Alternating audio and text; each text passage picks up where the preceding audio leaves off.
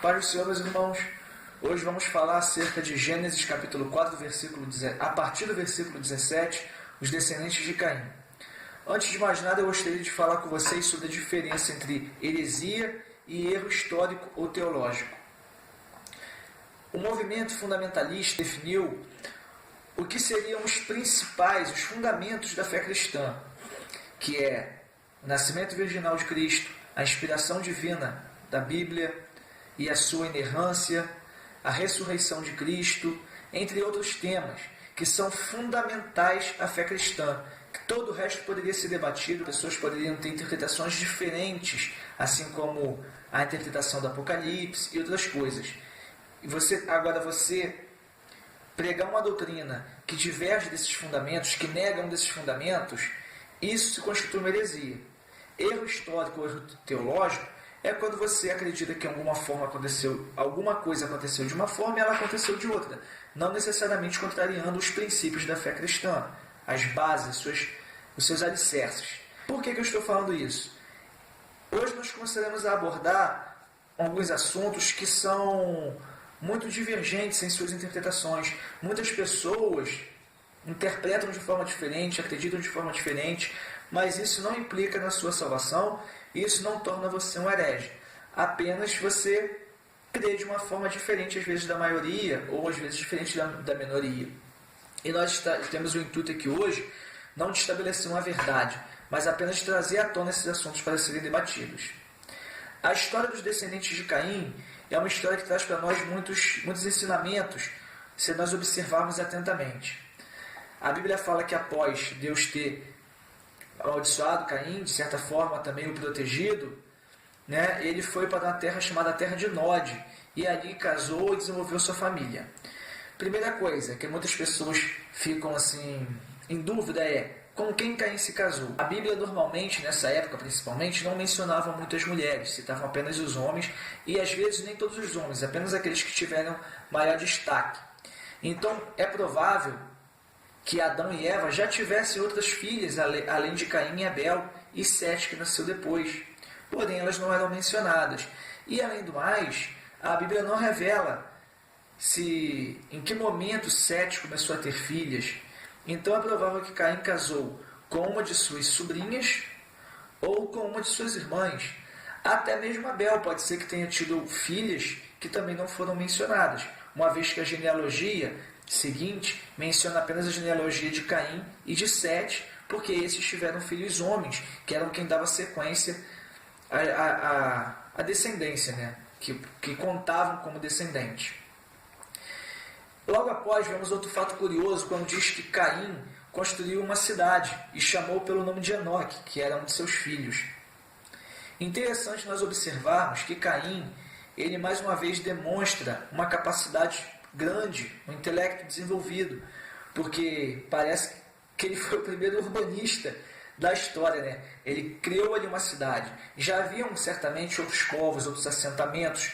Então, quando a Bíblia diz que Caim organizou uma cidade, podemos crer que ele organizou e estruturou esse povoado de uma forma, digamos que com um princípio de urbanismo. Provavelmente pode ser que ele estabeleceu hierarquias administrativas, não se sabe ao certo, mas certo é que ele fundou uma comunidade diferente dos assentamentos que já existiam.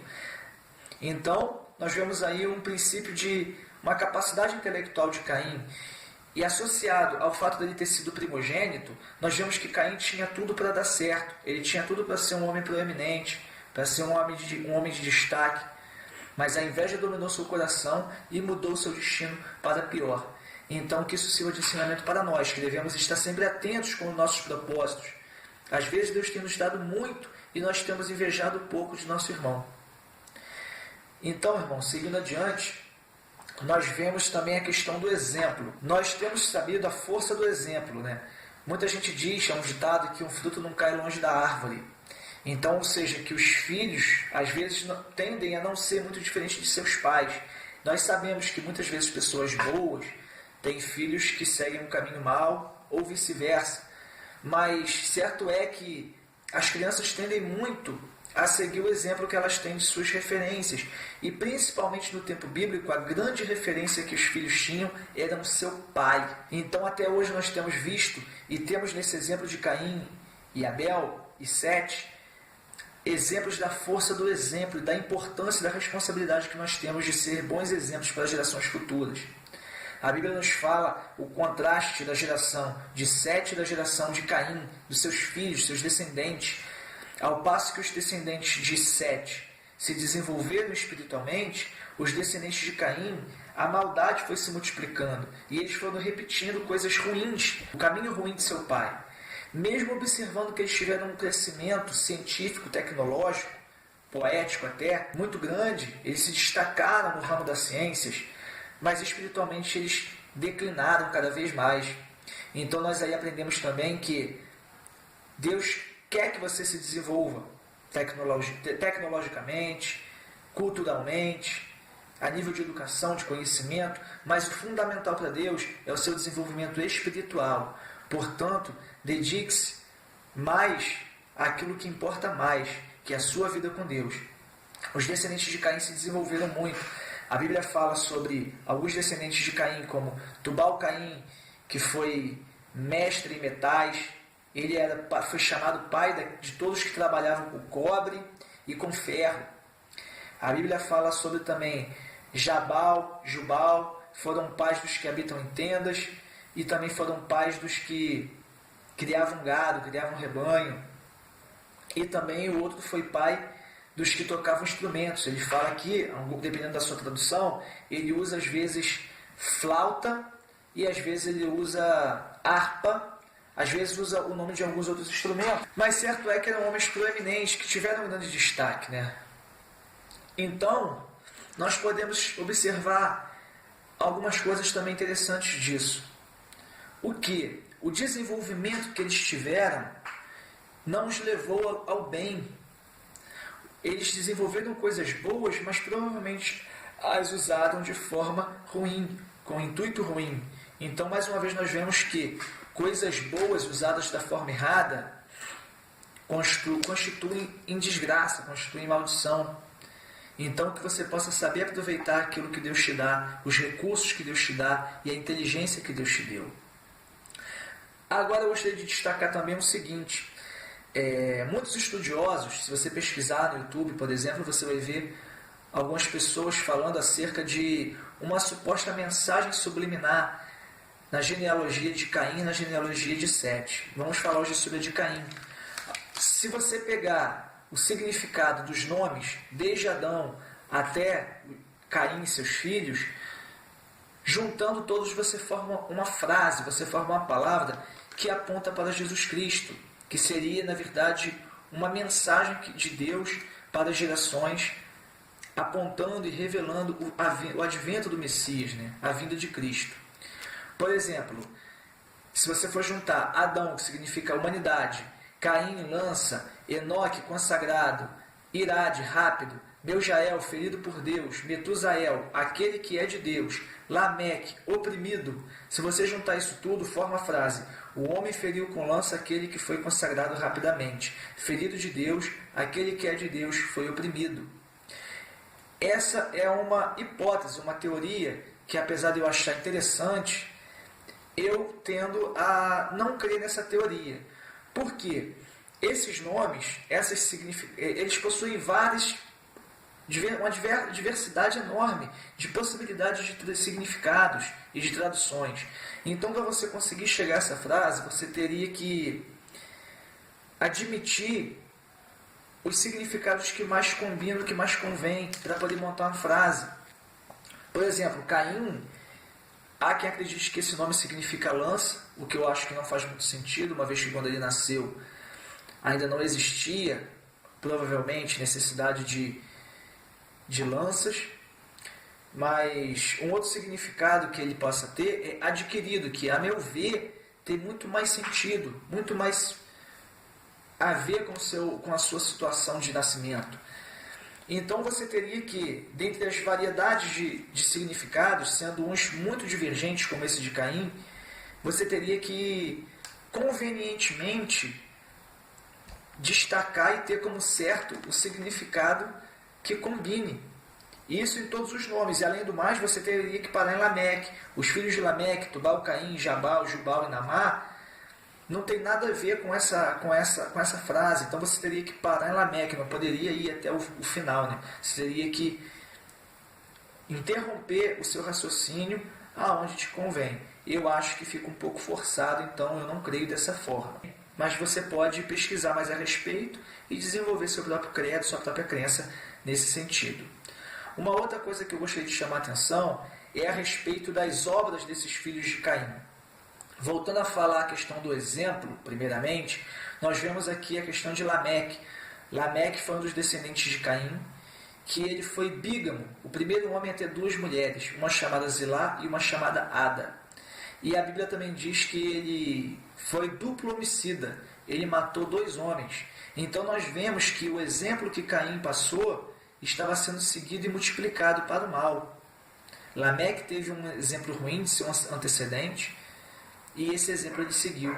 E ele ainda faz um poema onde ele diz que ele matou um homem porque o feriu e um menino porque o pisou. E se Caim seria vingado 7 vezes, quem matasse Lameque seria castigado 70 vezes 7. E aí nós vemos aqui um ponto de destaque aqui também a uma das obras de Cristo. Porque quando Pedro perguntou a Jesus até quando perdoaremos nosso irmão, e ele pergunta até 7, Jesus disse até 70 vezes 7.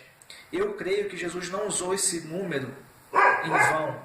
Ele fez uma alusão a Lameque, que dizia que esse número, 70 vezes 7, seria um número de maldição, um número de castigo, e Jesus usou esse número para simbolizar o perdão. Ou seja, Deus transforma a maldição em bênção. E assim como você possa ter alguma situação difícil, alguma maldição sobre você, Deus quer mudar a sua situação hoje. Falando ainda sobre aqui os descendentes de Caim, como eu já tinha explicado para vocês a respeito de divergência teológica, histórica e heresia, eu gostaria de falar com vocês aqui a respeito de um tema muito controverso, que é as obras dos filhos de Caim. Quando a Bíblia diz que Tubal-Caim trabalhava em metais, e outros de seus filhos trabalhavam com rebanho, e outro trabalhava com música, nós temos a pergunta: como que eles adquiriram esse conhecimento? Há uma grande diferença entre o minério de ferro, o minério de cobre, ou de estanho, que junto com o cobre faz o bronze, na natureza, para o elemento trabalhado. Você olhar para aquele elemento da natureza e saber que com ele você pode fazer ferramentas, pode fazer instrumentos, é algo que me parece extraordinário. Então eu creio, e muitas pessoas creem, que ele não teve essa ideia sozinho. Mesmo tendo grande inteligência, não teria como ele adivinhar, dentre vários elementos, quais os elementos seriam possíveis de ser trabalhados e de que forma. Como ele conseguiu a tecnologia e como ele teve a iniciativa de fazer isso. Eu, assim como outras pessoas, acredito que ele recebeu uma orientação de alguém. Eu gostaria de citar aqui agora o livro de Enoque, que é um livro apócrifo, e gostaria de mais uma vez destacar que a nossa referência de fé é a Bíblia Sagrada. Nós nos baseamos na Bíblia apenas para questões doutrinárias, porém para a gente entender certos contextos históricos e certos acontecimentos que não influenciam na nossa fé, nos fundamentos da nossa fé, nós podemos sim nos valer de outras fontes para entender e compreender certos contextos.